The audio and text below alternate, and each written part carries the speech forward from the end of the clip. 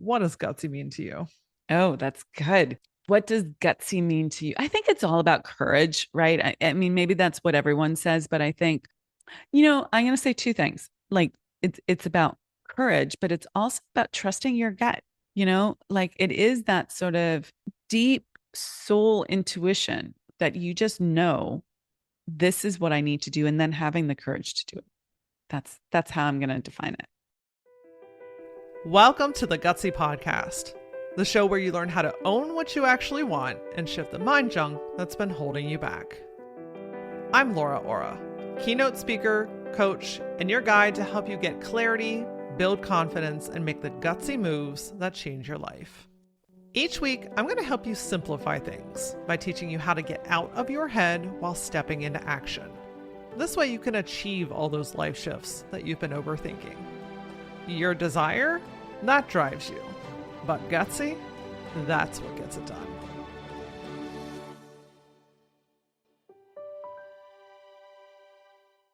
Have you ever tried to set a goal with the intention that when you get there, a problem will be solved or you will achieve a certain feeling? But then you do it. You get there. The newness wears off, and that void that you were trying to get rid of, it's still lingering. You've hit the big milestone, achieved the goal, checked the box that you were striving for, but why does it still feel like something is missing? If you've been scratching your head and trying to figure out what is next, then today's episode is for you. I chat with Amira Alvarez about creating fulfilling success, the kind that leads you to an exquisite life that fuels your soul. Amira, the founder and CEO of The Unstoppable Woman and the host of the Unstoppable Woman podcast, is a celebrated entrepreneur who inspires accomplished women to achieve further financial wealth and success while leading fulfilling lives. After achieving a remarkable fivefold income increase in just 1 year and building a multimillion-dollar company, she found harmony between ambition, spaciousness, and contentment. Unwilling to compromise her drive for success, she's crafted a methodology for an exquisite life, allowing individuals to embrace their inner drive while finding deep fulfillment. And by the way, if you tend to get up in your head, like you have these ideas, you have this ambition, but the voice in your mind gets loud and causes you to doubt yourself, question your abilities, or pause on the things that you know that your soul is intended to do, then I have a free resource that's going to help you to get out of your own way. If you go to lauraora.com/foundations, I'm going to send you a 5-part private audio series that's going to teach you the method that I've created to get out of your own head. It's super simple to digest, and you can use it in your life, your home, your relationships, and in your decision making. Listen, friend, it's really hard to find that fulfillment if you keep talking yourself out of it. So again, go to lauraora.com/foundations and I'll send you the first episode right away. All right, my friend, we're talking about creating and living an exquisite life, having the success that you truly want, and feeling fulfilled as you create and achieve it. Let's get into today's episode. Amira, welcome to the Gutsy Podcast. Hello. I'm so happy to be here. Oh, this is going to be good. I can just feel it in my soul today. There's something that I really love about your messaging, and it's everything that you are, which is the unstoppable woman. And I'm 100% with you that every woman is unstoppable, especially when we learn how to get out of our own way, aren't we? Absolutely, 100%. So interesting that you're leading with that, because I don't know if it was in a dream or in my early waking morning moments, but I was thinking, is the unstoppable woman this still the lead, right? It's the name of our podcast. It's the name of my company. That's the URL, all the things, right? It's all built around, it's our trademark, all of that, right? I've made a really radical shift in my approach to business recently. And it just has so much more spaciousness and ease and flow. I think it's making me more unstoppable than less, but there is this, like, I'm taking a lot of stops during the day, right? I am allowing for more percolation and that cultivation of ideas versus just the let's go get this done right now, which I think was really part of my own identity around being unstoppable. Like there was no problem too big that I couldn't figure out a solution to, or no goal too big that I couldn't slay. And it had a lot of that kind of almost radical push energy behind it. Although I thought I was allowing, I don't think I had that point of relativity, that awareness that there was so much more. So yeah, so interesting that you lead with that because it's big for me right now. Well, and just like workshopping out loud here for a second, maybe the concept about being an unstoppable woman also includes that pause and the time for ideation. Like to be unstoppable doesn't mean that you have to be going 100 miles an hour. 100%. Being unstoppable means that you're caring for yourself and you're investing in yourself and you're giving yourself that white space. And listen, I'm with you. I've built my first business. I built off of the backbone of all of my insecurities and all of my expectations, and I burnt myself out really bad. And when you think about being unstoppable, there is this like momentum movement with it. But I think that there's just such this beautiful softer side to that it's not an either or, it's a both, and they both have to have a seat at the table. 100%. 100%. Couldn't agree with you more. It's just an interesting, like, is that the best word to express it? I think that there's something, the way that it got downloaded to me and came into my world was really around this idea of like, we can create whatever we want. There doesn't have to be the conditioning that holds us back, or beliefs or identity issues that hold us back, or limitations in life, that we can really expand into everything that we want to create. That was the sort of zeitgeist, the energy and perspective behind it. And that takes both that action oriented, discipline focus kind of drive, and it takes that allowing to receive and quiet white space and receptivity, and allowing yourself to be connected on a much more holistic level, than on a spiritual level, than just that go go go energy. So it is both, absolutely, 100%. Yeah, for sure. And I want to dig into this concept of fulfilling success so much more, because listen, you and I both know there's a difference between having success and feeling success, two completely different things. But first, I want to make sure we get to know you a little bit more, my friend. Talk to me about your backstory. What's led you to where you are today? Yeah. Where do we start? That's always the question. How far back do you want to go? I'll give you the nice, like, sort of in a nutshell, crystallized version, and then you can ask me more if you want. Perfect. Okay. So I I had a corporate career. I evolved into running my own business. I was in the health and wellness industry. And then I moved across the country and I didn't have a storefront anymore. And I was like, what do I want to be when I grow up? And I hung my shingle out as as a coach. And there's backstory to that. But you know, I was like, okay, let's do this thing that I love. And the first year in business, I made 30K. The second year in business, I made 90K. I tripled my income, felt great. Didn't reach the six figures, didn't feel good, right? Not enough, right there. Mm-hmm. That's that success, but not having the fulfillment. And then the third year in business, I made 138K, 50K more, feeling good.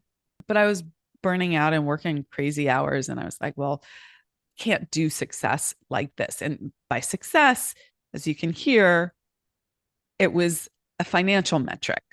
I think that on a lot of levels is really important, because when you're strapped financially, you make all sorts of decisions that aren't necessarily in your highest and best interest, because you're in a scarcity position. You feel like you don't know how to make more money and it's going to run out.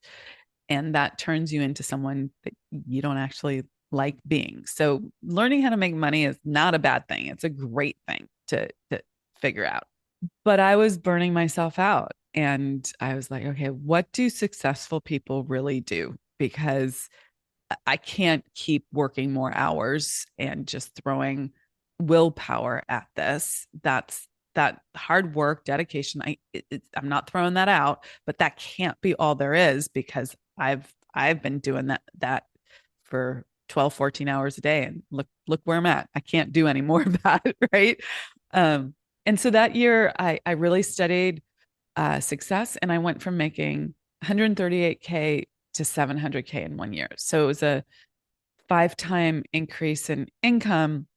And then the business after that went to over 7 figures, multiple 7 figures. So it's from an outer game, like financial perspective, there was like, I was learning how to create success. And I think that's a really interesting journey to go on and really important. And I would never be someone to say, like, poo-pooing financial success. Like, that's not important. I believe that, money is a currency that gives you access to lots of things. And if you don't know how to create it, it feels uh, like you're trapped in life. So I think in this culture that we live in, it's an important thing. But and along the way, I would have these moments of feeling successful, right? So you frame this up initially like having success versus feeling successful. So there were like moments where I would feel successful, and I loved being the person who had accomplished these things. Like, I loved having that identity. But then after a number of years like this, that was no longer satisfying.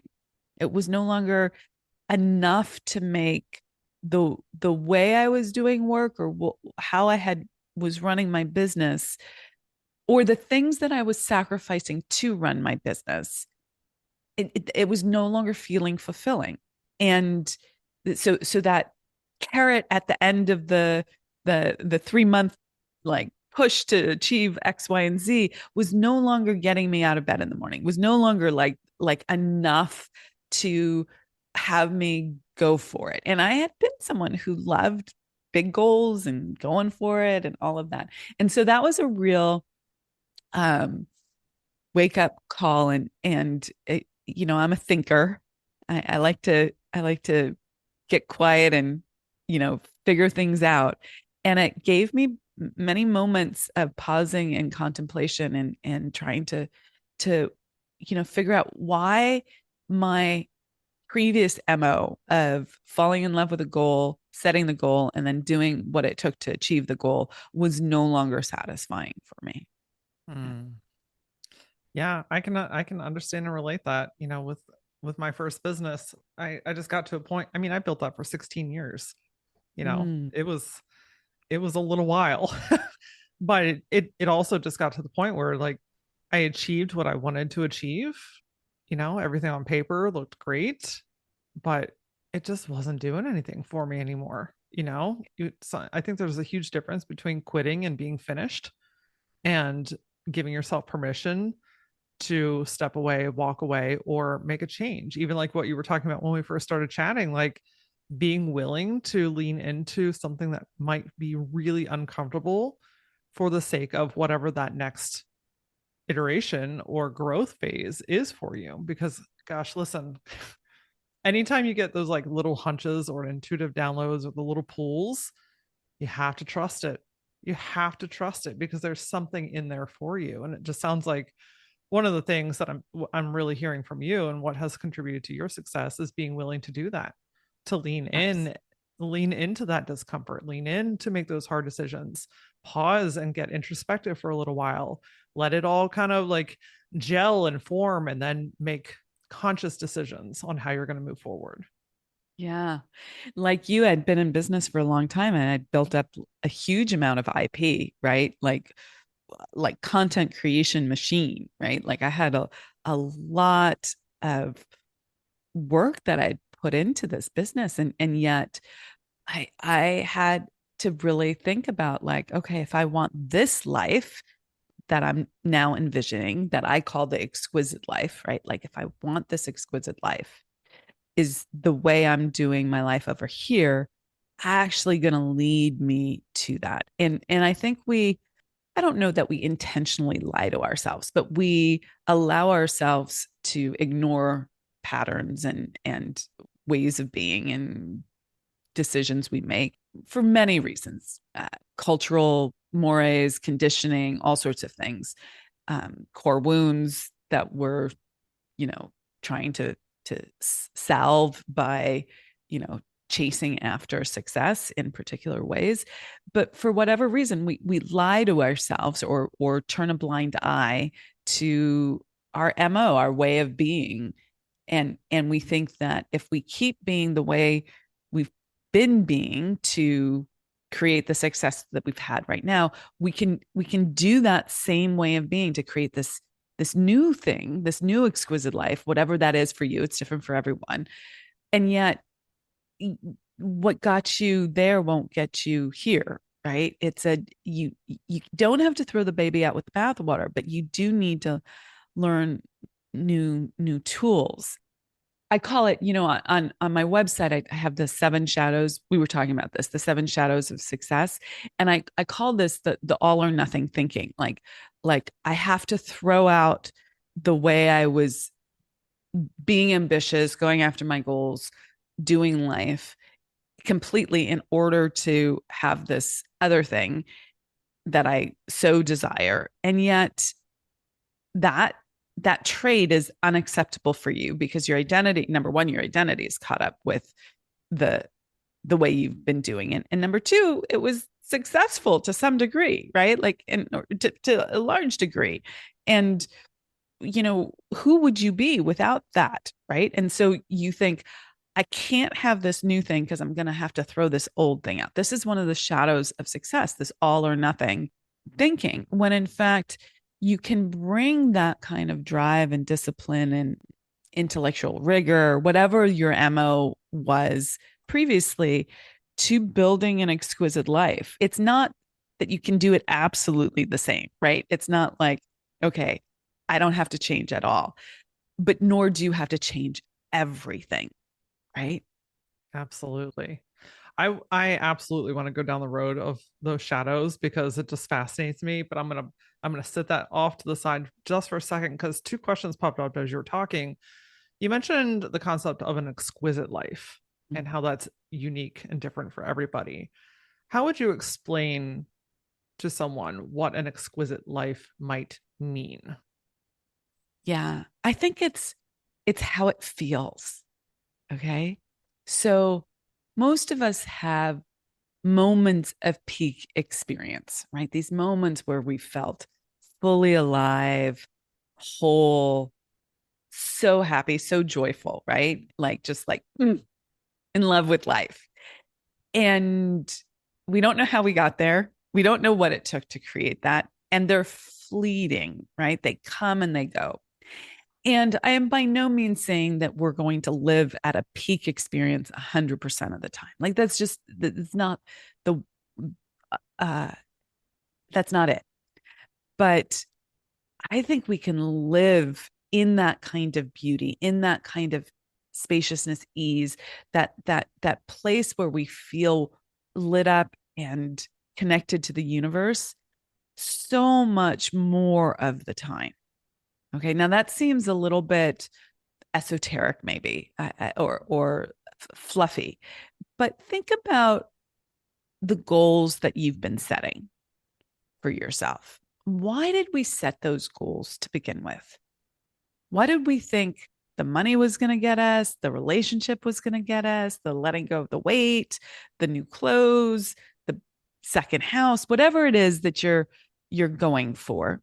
We generally do these things because we think it's going to bring us love, ease, peace, freedom, connection, joy, feeling in love with life, feeling good, feeling happy, right? Like these are what's behind those goals. We think the new car is going to bring us like delight, and usually does for like 3 weeks, right? And then we're back to, oh, there's something missing. Is this all there is? You know, like really, is this all that there is left? You know, is this what it's all about? And oftentimes we just throw another goal there because that's how we know ourselves. We have an identity of a doer and we'll just keep going. And that's not the worst problem in the world to have, right? You're not, going bankrupt gambling or something, but like you're in a kind of autopilot when in fact what you want is this oneness with life, feeling whole. And I posit that we can have both. We can have great success in sort of the traditional notions of success, financial success and impact and status and things like that in this 3D human experience. And we can feel very much connected to spirit, source, energy, all that is, and feel that life force coursing through us every day, all day, throughout the day. And we can allow that in. And those two things are not necessarily mutually exclusive. And an exquisite life would be your unique version of that integration. So, what are your big human, I just want to be in a great relationship. I want to feel loved, right? Or I want to let go of 50 pounds, or, I just really want a house in the Hamptons, whatever it is for you, right? Like there is nothing wrong with having those kinds of goals or desires, right? But what's that intersection between that and how you create that and this wholeness that you're really seeking because it feels delicious and delightful. To me, when you really learn how to do both, you've created an exquisite life for yourself. And fulfilling at that point, right? An exquisite life is fulfilling. And so when you were saying like, you have these goals or these milestones or these things that you're working for, and then you get them, and then the newness wears off, but you're still left with that kind of emptiness. That's that lack of fulfillment that I think that pops up so often. So what is truly missing then in that space where you think that this thing or this milestone or this goal is going to give you that feeling, but then you get there and it's just gone. Yeah. Yeah. Well, I mean, what's missing is really understanding what you really want. Okay. So oftentimes I'll have conversations with people and I'll ask them, what is it that you really desire?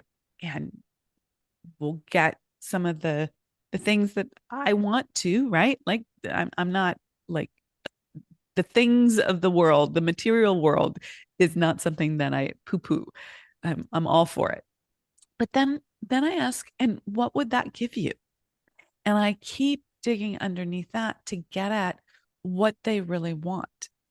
And then let's say it's joy or it's peace or it's connection or it's feeling in love with life, right? Like all of these people have different sort of nuances or flavors to this. And then let's shortcut it. Let's go for that, right? And build what it takes, like create the practices, the structures, the containers, the experiences that provide that, a spiritual level, an energetic level, and a practical 3D level, all the different places. And when you start feeling lit up like that, you'll have more energy to create these other very tangible material things that are important to us as humans in this, life that we're living in 2024, right? Yeah. So really getting down to the root of what it is that you truly want and then starting to create that feeling in your everyday life is what I'm hearing, right? And so you're Correct. you're cultivating it and you're experiencing it and then you're feeling it, and when you feel it, you create your own sense of fulfillment, and then you start to multiply that into all other areas of your life. 100%. Yeah. And so for instance, if you told me, I just want to feel more joy, right? Then we would have to figure out like, okay, what causes joy for you? Okay, well, joy is kind of elusive, right? You don't know like what actually caused. I just had this experience where um I was getting some laser, I don't even know what it's called, laser on my face. Okay. And it was supposed to get rid of some redness. Okay. Pigmentation. And the woman who was the technician, the esthetician who was doing this, um, it's supposed to be this kind of like buttoned up professional interaction. And for some reason, our energies were such that whenever we talked to each other, we started giggling and laughing. And this happened, it was a series of 4 or 5 appointments. And we were just, by the end, I was like, do you laugh like this with other people? Like, is this just who you are? And I've like entered your vortex. And she's like, no, not at all. And like, that was, where did that joy come from? Like, there was just so much joy there. And so these are the kinds of questions that I ponder. So like, you can't call joy up on demand. It doesn't happen like that. It's it's a bunch of practices in your life that allow you to be open to it so that it can come in these completely unexpected ways. And so this is what we would need to unpack if joy was the thing that would make your life exquisite. Mm, I love it. So much allowing there. It's allowing, right? Allowing those moments to happen, allowing. I always think like I I'm just really goofy, right? Like my personality is just really creative and wild and very untamed. And one of my favorite things to do is when I leave the grocery store, I just run with the cart and then I just hop on it. I literally will just, I mean, obviously we're being safe here. Okay. We're making sure there's no cars in the way and all that kind of good stuff, but just run and hop on it and just roll, right? Like when you were 6 years old and you didn't have a care in the world, Yeah. like that feeling is so liberating and it brings me a tremendous amount of joy. But you know what's also really powerful about it is I look around and I see other people smile, Yeah. other grown ass adults, right? Or the senior couple that's walking in, or another woman that's walking through, or a family that's walking in, and they smile, and it's like if we just all allowed ourselves to experience Yeah. what our own pure joys are, I mean, the vibration of the planet would change. Totally. Okay, I have a random question for you. Yeah. Have you figured out what stores have the best carts? Because some carts don't roll that well. Listen, you're very right. So our local grocery store is Martin's, and their carts are pretty solid. Targets though, I feel like Targets really have a good sturdiness to them. Like the plastic that they use is really like hardcore and they just hold really well. So I'm gonna have to go with Target. Okay. Okay. They roll They too, roll, right? yes. They don't have Yeah. that like blah, blah, blah, that like wobbly thing that a lot of places have. Like more often than not, they're pretty solid. Okay. Good to know. I will try that the next time I'm at Target. There you go. One other thing that I want to ask you real quick is going back into your story. This keeps coming up, so I have to ask you that time frame when you went from, I think you mentioned 130-ish to 700-ish. Mhm. Clearly something changed. What changed and what allowed you to achieve that type of success? Yeah, it's a great question. So a lot of things, and this is what I've been fundamentally known for. So the exquisite life and the shadows of success. This is a new conversation that I've been having with women entrepreneurs, business leaders, things like that. But like what I fundamentally, I had to understand that we have identity issues. Okay, we have identities, and then we have identity issues. Identity issues are our beliefs that make up our identity that cause us to do things or not to do things. So let me break this down. We have beliefs about ourselves, others, other people, and the world at large. Those beliefs change how we make decisions, and decisions drive our actions. Okay. So my beliefs about myself are my identity, my self image. If my belief about myself is that I have to, I'll never get ahead, or I am someone who works really hard but doesn't get compensated. Let's say, how is another way of putting this? So a lot of my clients are really, they were great in school. They were like, I worked really hard to get the good grades, but that didn't give me fulfillment, right? That didn't give me that thing. So you build this identity around, I never get what I want, right? I am someone who never gets what she wants, even though she works really hard. The number one thing that stops people from moving forward and achieving their goals is not time, it's not money, it's not resources, it's themselves. That's right, you and that big, beautiful brain of yours that has so much potential, but you talk yourself out of it before you even get started. I have seen this with thousands of women, and I've experienced it myself. And so I was like, okay, we've got a problem. We need a freaking solution here. I've created a very simple process called the Power Back process that you can do in any situation, whether you're at work, at home, or standing in the line at the grocery store. When that noise in your brain gets loud, this process comes in and quiets it. And guess what? I'm teaching it to you for free. All you have to do is go to lauraora.com/foundations. There's also a link in the show notes, and I will send you the audio and teach you how to implement it.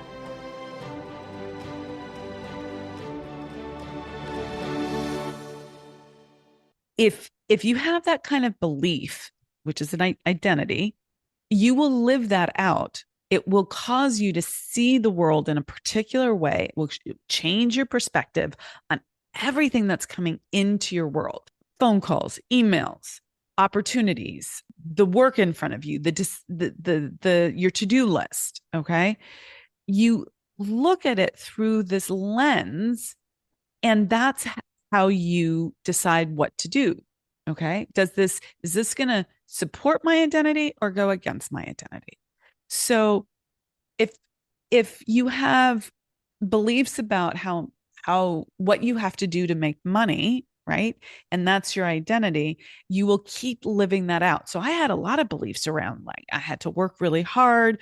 It's only if you are exhausted and work really hard that you've earned it, right? That you're not a bad person for making lots of money, right? I had all sorts of stories around that. So I had to work through so many identity issues so that I could make different decisions about everything that was coming into my world.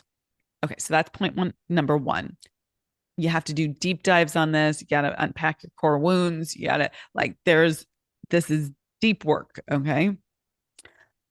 Second thing, I had to get really radically basic with myself around how people make money. People make money in three ways. More money. This is not profit, this is revenue, okay?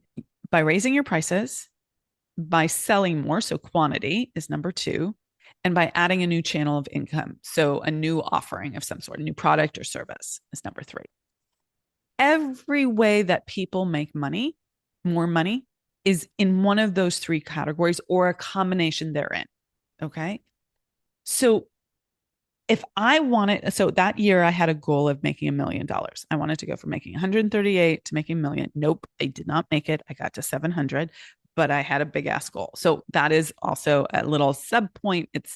That's not insignificant. I had a goal that I was in love with that had meaning to me, and I wanted to be the person who did that. There was a lot of meaning behind that to me.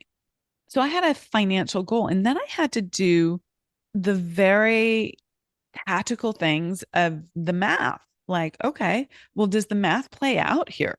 Is what I'm charging and the number of clients I have going to get me to $1 million? And the answer was no. So I had to change. I changed all three of those things. Okay. Now, the quantity didn't go up as significantly as most people think. Okay. I changed primarily price. And then secondarily, I added a new channel of income that was part of my business offering, but I added a new service. And then, at that time, I still had just only a handful of clients, right? I had probably that year under 15 clients. You do the math. Okay. So probably less than that, actually. It was small number of clients. So yeah, does that answer your question? Yeah, absolutely. So Yeah. in deep inner work to learn how to get out of your own way. And then the structural pen on paper, like Yeah. how to actually do this. Because to your point, if the goal is $1 million and someone's selling, a $200 product, you absolutely can get there, but it's going to take a lot of volume, right? You have to do the logistical math to say, okay, do my goals meet my current structure? And if not, something has to get adjusted so that I can actually meet that. And, as part of this, like when I'm working with women on how to do something similar, or maybe they're already at seven figures, but they want to go to some higher level, I'm I'm looking at those drivers, what's really important to them. I'm looking at, does their business model work both on the paper, math wise, but also heart wise? Like, are they doing what they're meant to be doing and truly lit up? And really looking at the construction, the how they've put together their business. And then, there's the marketing and the sales side of things, right? There's all sorts of components to business. And I find business fascinating and a beautiful topic to dive into with people, because it's so creative, and it can be daunting. I've been in the dark night of the soul place in business where you're lost and you don't know where you're going and all of that. And that's or you're underwater, and that's like a really sucky place to be. So we got to get you out of there and get things aligned, do the deep inner work, right? That's 80% of it. But that other 20% is not insignificant. The math, business model, your marketing, your sales, it's really freaking important to get that lined up correctly. This is not the 80-20 rule, even though I used 80 and 20. It's like 80% really important deep inner work, 20% outer game tactical things that we need to do to get your business running well. The leadership stuff, the operation stuff, all of that. uh, you know we're not saying one is better than the other. Yeah. Absolutely. Yeah, that inner work though, man, it doesn't matter. It doesn't matter how many tactical things that you do. If you skip that inner work, you will fight the same battle day in and day out for years at a time. And I think that, talking about those hidden shadows is a really Yeah. great segue because that's the inner work, right? 100%. You've identified that there's, these top inner shadows that stop people from having success. Could you walk us through what they are and what they mean? Yeah. So these are all on my website if people want to read about them even more. They're on the homepage and I've outlined them. I think it's useful to read them and then pause and like reflect. Is this me? And all of these are me, just so you know, just like full transparency. All of these are me. And really, I work with some really successful women. It's Most people have all of these. Some people only have one or two, but they're like, yeah, that. Or I worked through that one, but this one's really got me, still. Okay. So the first one is the 4 out of 5 problem. There's this thing where most of the things in your life are going really well. My relationship's great, we're having great sex, my kids are great, and my business is great, but my weight has always been a problem for me, right? And that fifth thing has always been a problem for you, right? It's that thing that is consistently there, even though the rest of your life looks great, maybe on paper, right? But this one thing, eh, it's usually an outer game thing, right? That's related to an inner game thing. But this particular shadow is like, I can't quite crack this nut. And it's making me feel unsuccessful in life. It's making me feel like I'll never win. Okay. No matter what I do. Okay. So that's a big one.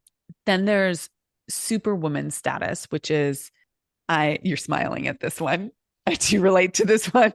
Well, I just know that like basically every woman that I've ever worked with, talked to, communicated with, ran into at the store, had deep conversation with, carries this one. So Right. I'm smiling because I think collectively we experience this together. Totally. So this is where we think we have to be superwoman. We think we have to do all the things for everyone all the time, and that it's up to us and no one else. And we carry the load, and we don't let anyone else support us, so that when we really need this, to kind of segues into the next one, which is solo and successful, or success. Yeah, solo and successful. But where you have all this success, but because you've had this mask of invulnerability, right, and that you're actually extremely competent, so you can do all the things, you don't let other people support you. So when you really need people, you feel all alone. You feel like, wow, there's nobody here for me, right? I've poured into my business, my team, my colleagues, my friends, my family, but who really knows me, right? There's this, and who's really there to support me. So that's a tough one. Shadow number 4 is trauma chasing. So this is that core wound, that those traumatic events from your childhood. By the way, if you're interested in learning, I mentioned core wounds. I don't know if we'll get into them, but if you want to know more about core wounds, also on the website, there's a lot of teaching material on that. But we have experiences that are trauma with a capital T and trauma with a lowercase t in childhood, that we are chasing success in order to placate, to salve, to make those pains, those soft underbelly bits that feel really tender, disappear. And that's a shadow of success. A lot of uber successful, ultra successful women have traumas that they're chasing. And although it's not the worst thing in the world to create a lot of financial success, for instance, as a response to having trauma, that's probably better than drinking yourself into liver disease or something like that. But it is still unsatisfying. It's still unfulfilling, right? It doesn't give you that exquisite life. Then there's the all or nothing shadow, where you feel like my MO, my modus operandi for how I've done life has gotten me this kind of success. I know that this works. I know that the way I'm being and who I'm being works to get me this level of success. And yet now I want something different. Now I want this exquisite life. Now I want this fulfillment. And I know that what got me there isn't going to get me to the next level, to get me here, right? But I think that I'm going to have to throw out everything, my whole MO, in order to get that. So I'm unwilling to do that because I have this all or nothing thinking about how to create success. And that's a really big shadow, and it's just not true. But we don't have a lived experience yet of proving to ourselves that it's not true. So our deep-seated fears make decisions for us instead of our conscious awareness saying, I'm going to consciously get help or guidance or learning. I call it the meta knowledge, to start living into a different way of being. And to that point, I think we need 3 things. I think we need the meta knowledge, like the new knowledge of how to do things, right, differently. I think we need the lived experience of doing it differently, like actually not just learning it, but applying it, right? Which takes courage. And most people actually give lip service to that and don't do it. You know, you are doing it when you're shaking all over, right? Like it takes courage to actually live into this new way of being. It's not like oh yeah, this was fun, right? It's a radical shift to your identity. And then we need the trusted advisor, a mentor, a coach, a group of women who you can be vulnerable and open with, and not do it by yourself, because otherwise you're going to talk yourself back into an old way of being. So that's kind of a nice 3-pointer there. There's the sensual flatline. That's shadow number 6. And that's where you've lost touch with your life force, right? Like as women, we've got a lot of flow and life force. Like it's delicious. It's like this power that's moving through us all the time. But when we are in grind mode, for instance, we lose touch with that. And it's not like, maybe you have a great sex life, but like on the daily, you don't feel like alive and beautiful and lit up and like delicious, right? It's like it's gray. And I know for me that was a big one. And my sex life has not always, you can ask me anything, but like that has not always been great. So like, and I substituted, so that's not just sensual, that's sexual also. And I substituted work as a way to placate that big desire that wasn't being met, right? Right. And then the last one is the wholeness hole. So that's, you don't know what's missing, but you don't feel whole, and you're just trying to fill it with other things. But you want to feel whole. You want to feel, one with all of life. Yeah. Wow.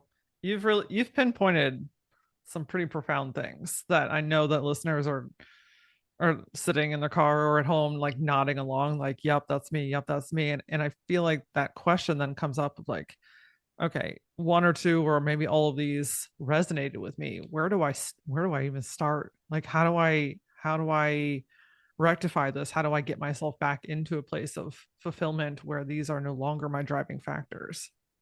Yeah, I think there's a number of things. So um if I can be bold enough to pitch myself, there's, really diving into um, learning how to build an exquisite life. And we do exquisite life plan events where I workshop this and teach it. So that would be a place to start, or private work with me as well. So, but if that's not on the table for you, or you're not interested in that kind of sort of intimate, intense work, then I would, you can listen to our podcast, but I would also start playing with just some of these concepts, like looking at the shadow and asking yourself, now, why did I create that for myself? What was this in service of? What was I trying to solve for that I did this instead? So would there be another way to solve for that? Right. And I would just take yourself on a inquisitive journey, and really go deep and look. Curiosity, I think, is one of the most beautiful gifts that anybody could ever give themselves. It neutralizes the bigness of things. It opens up so much more information. There's a lot more flow. And so if one of these was resonating with you, like, get curious about it. Yeah. Where did it stem from, and what does it mean, and what do you make it mean about yourself, and how can I start to notice this in my everyday life, right? Like, I think half the battle is just being aware, because when you're not Oh, aware, you're continuing. yeah. Awareness is huge. It's such a big piece of the puzzle. I used to speak a lot about the laws of success, and one of them is the law of relativity, and like, what's the perspective that you have on this situation? Where are you viewing this from? Yes. There's so many ways of like playing that out. Are you viewing this from your small self or your wise self? Are you viewing this from inside of yourself or outside of yourself? Are you viewing it from your past experience? Why don't you put yourself in someone else's uh, experience? Pick someone you admire and ask yourself how they would see it. Right? That's a change of perspective. And what about your soul? What does your soul think about this? What kind, like, if you step into your soul and have that kind of awareness, right? step into your soul. You are in your soul, but Sure. bring your awareness into this space around you, right? And to view yourself from that perspective. And then there's just a different level of awareness, and you will see things differently. Yeah. And that allows you to move differently. You talk about the linchpin. I love this concept where you find the one thing that unlocks everything else. And I think so many people are on that journey to find what that linchpin is, because most of the time it's not that people don't want to do the thing, it's they don't know what thing to turn to be able to unlock. So do you have any recommendations on finding what that thing is? Yes, I do. Okay, so I call this your core wound. So when you figure out what your core wound is and unlock that, it unlocks all these and solve for that, right? Solve for X, right? Solve for that linchpin. It unlocks all these other things. It's this domino effect. And so again, on the website, we have a series of trainings, like a private podcast on this concept of the core wound and loyalty packs and how you can really look at that and unpack that. So I would direct people there for like a more extensive kind of conversation about that. But this linchpin, so for me, it was a core wound of unlovability. Okay.